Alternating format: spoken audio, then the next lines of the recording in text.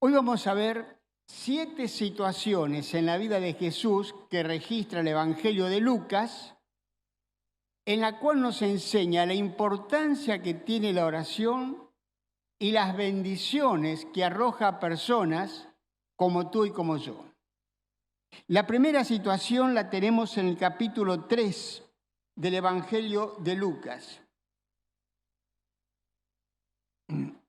Lucas capítulo 3, versículo 21 dice: aconteció que cuando todo el pueblo se bautizaba, también Jesús fue bautizado, y orando, el cielo se abrió. ¿Te das cuenta de la importancia que tiene orar desde el principio? El Señor Jesucristo, que también fue bautizado, nos muestra lo esencial que es orar desde el comienzo. Él iba a comenzar una nueva etapa en su vida. Había vivido los primeros 30 años en Nazaret y ahora viene al Jordán para ser bautizado por Juan el Bautista. Y antes de ser bautizado, antes de comenzar ese ministerio de enseñanza, de milagro, de sanidades, que iba a culminar con su muerte en la cruz, él oró a su Padre. Él necesitaba la dirección del Padre para cualquier evento importante en su vida. ¿Y nosotros?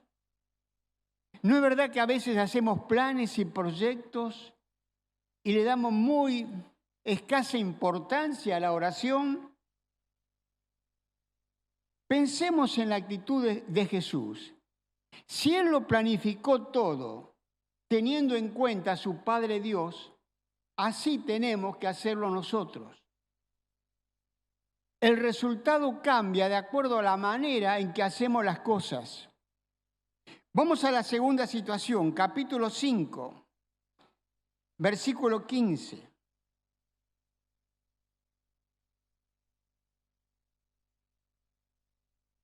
Dice: pero su fama se extendía más y más, y se reunía mucha gente para oírle y para que les sanase de sus enfermedades. Mas él se apartaba a lugares desiertos y oraba. Jesús pasaba tiempo orando a solas. La fama que tenía por sanar enfermos, por alimentar multitudes, no debía desviarlo de su propósito. Él necesitaba al Padre, necesitaba la dirección, la guía del Padre para cada día de su vida.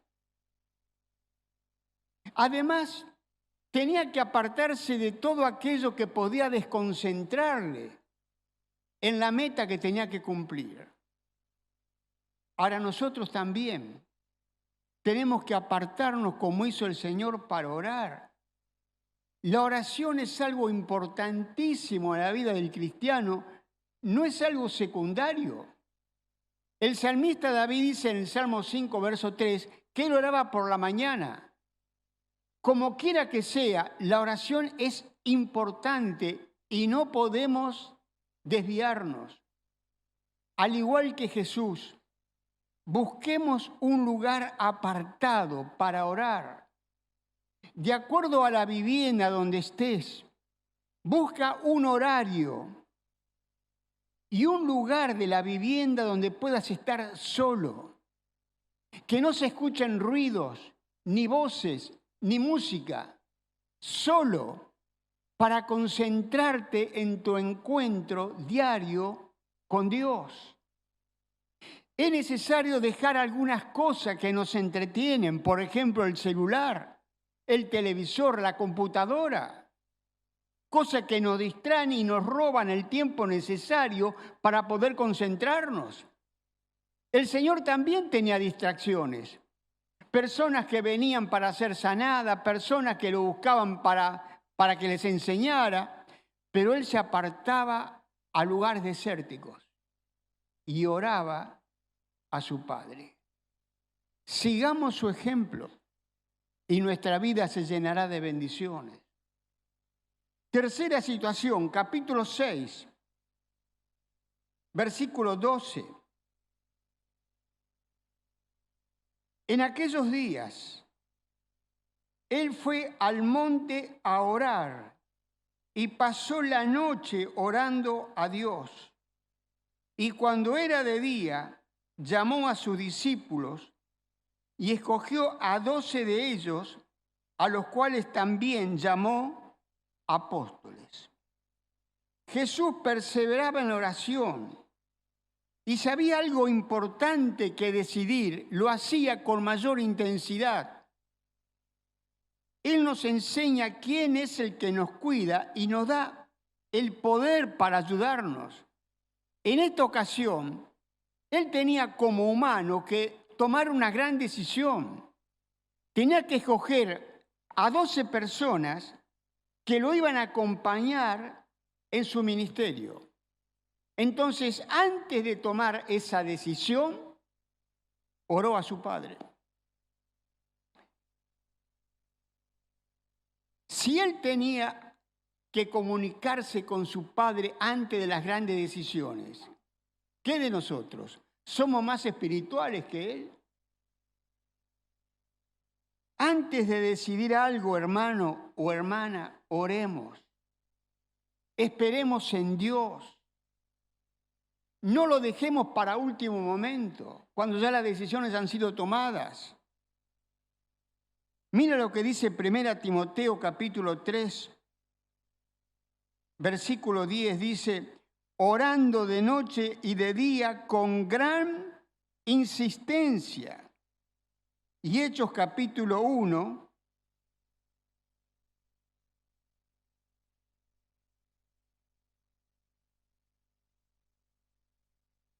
versículo 14 dice, todos estos perseveraban unánimes en oración y ruego con las mujeres y con María, la madre de Jesús y sus hermanos. Vemos la importancia de la oración en la vida de personajes bíblicos que admiramos y los resultados que esto produjo en sus vidas. Daniel, el profeta Daniel, acostumbraba a orar 3 veces al día y clamaba y rogaba a su Dios. El salmista David decía, tarde, a la mañana y al mediodía clamaré, oraré y él oirá mi voz. El apóstol Pablo oraba sin cesar. A todas las horas del día las voces de los santos se elevaban al trono de Dios y ellos oraban en cualquier lugar, desde un aposento alto, en la reunión, en la asamblea reunida, desde la cárcel.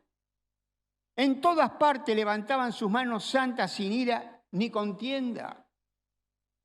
He leído la biografía de cristianos eminentes y he comprendido que ellos eran diferentes. Algunos eran ricos, otros pobres, otros sabios, otros de escasa instrucción, pero todos fueron personas de oración. Nuestra comunicación con Dios mediante la oración nos enseña cosas de nuestro Dios, nos muestra lo grande que es nuestro Dios. Dios transmite su sabiduría a través de su espíritu y nos da la paz que necesitamos. ¿O creemos que esto viene de nosotros mismos o de algún libro de autoayuda? Es mediante el estudio, la comprensión de su palabra y la oración que crecemos espiritualmente. Si esto no lo tomamos en cuenta, vamos a crecer en el conocimiento de muchas cosas, pero no en el conocimiento de nuestro Dios. Dijo el Señor, y esta es la vida eterna, que te conozcan a ti, Padre, y a Jesucristo a quien has enviado. El apóstol Pedro dice, antes bien, creced en la gracia y en el conocimiento de nuestro Señor Jesucristo. Así que el Señor oraba por sus discípulos para que ellos pudieran crecer, para que estuviesen preparados para servirle y para soportar el sufrimiento. Quinta situación, capítulo 9, versículo 28. Aconteció como 8 días después de estas palabras, que tomó a Pedro, a Juan y a Jacobo y subió al monte a orar. Y entre tanto que oraba, la apariencia de su rostro se hizo otra, y su vestido blanco y resplandeciente. Y aquí 2 varones que hablaban con él, los cuales eran Moisés y Elías. Jesús mostró que la oración cambia a las personas. Mientras él oraba, su rostro resplandecía. Mientras oraba, su verdadera naturaleza fue revelada. Y mientras oraba, su piel brillaba de tal manera que llamó la atención de aquellos que estaban a su alrededor. Moisés habló con Dios y su piel resplandeció. Éxodo capítulo 34. Dice el verso 29.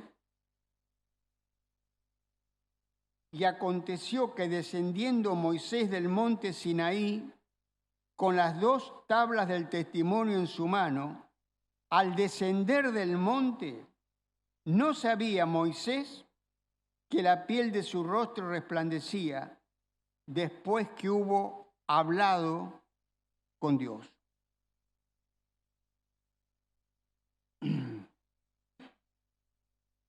Tal vez en la actualidad no sea algo externo, pero seguramente conoces a cristianos, a personas que viven cerca de Dios, que tienen una actitud de oración, que perseveran en oración, y lo puedes ver en las decisiones que toman y en la manera en que aconsejan y enseñan. Están cerca de Dios. Vemos que Dios también puede hacer cosas mientras oramos como iglesia. Le voy a leer lo que fue el primer culto de oración que tuvo la iglesia. Esto está en Hechos capítulo 4, versículo 23. Dice, y puestos en libertad, vinieron a los suyos y contaron todo lo que los principales sacerdotes y los ancianos les habían dicho. Y ellos, habiéndolo oído, alzaron unánimes la voz a Dios y dijeron, soberano Señor, tú eres el Dios que hiciste el cielo y la tierra, el mar y todo lo que en ellos hay, que por boca de David su siervo dijiste, ¿por qué se amotinan la gente si los pueblos piensan cosas vanas? Se reunieron los reyes de la tierra y los príncipes, se juntaron en uno contra el Señor y contra su Cristo, porque verdaderamente se unieron en esta ciudad contra tu santo Hijo Jesús, a quien ungiste, Herodes y Poncio Pilato con los gentiles y el pueblo de Israel, para hacer cuanto tu mano y tu consejo habían antes determinado que sucediera. Y ahora, Señor, mira sus amenazas y conceda a tu siervo que con todo denuedo hablen tu palabra, mientras extiendes tu mano para que se hagan sanidades y señales y prodigios mediante el nombre de tu santo Hijo Jesús. Cuando hubieron orado, ¿qué pasó? El lugar en que estaban congregados tembló y todos fueron llenos del Espíritu Santo y hablaban con denuedo la palabra de Dios. Así ocurre cuando la iglesia está unida. Dios es un Dios de milagros, es un Dios muy grande. Y cuando 2 o 3 de los suyos se congregan para orar por una causa determinada, Dios escucha y contesta más allá de lo que es nuestra comprensión humana.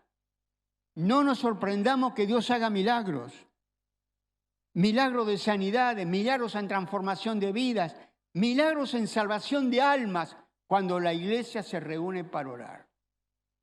Por eso es tan importante, mis hermanos, los cultos de oración que tenemos como iglesia. En la medida de tus posibilidades, no faltes.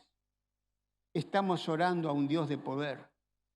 Y cuando nos juntamos para orar suceden estas cosas.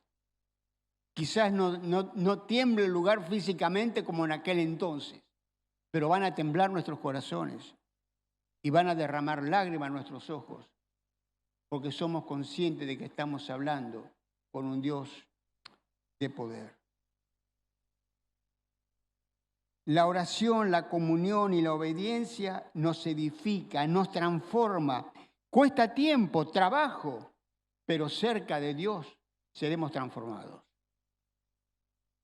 Sexto episodio, capítulo 11, versículo 1.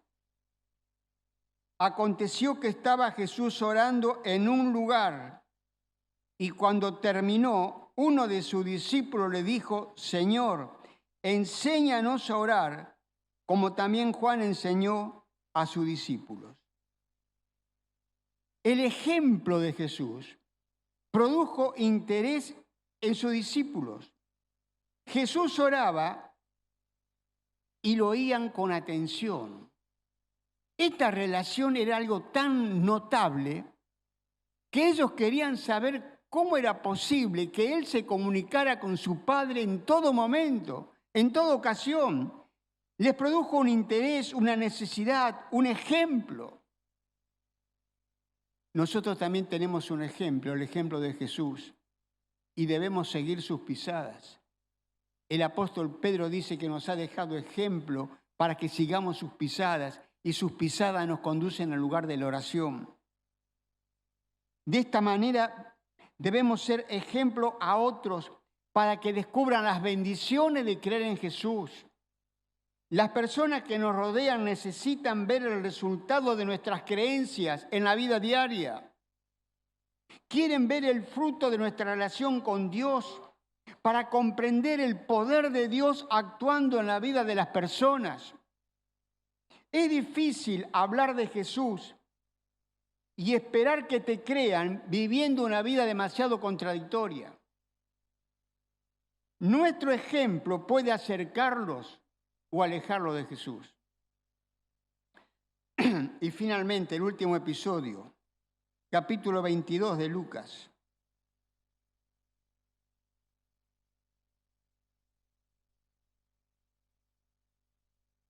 Verso 39 dice: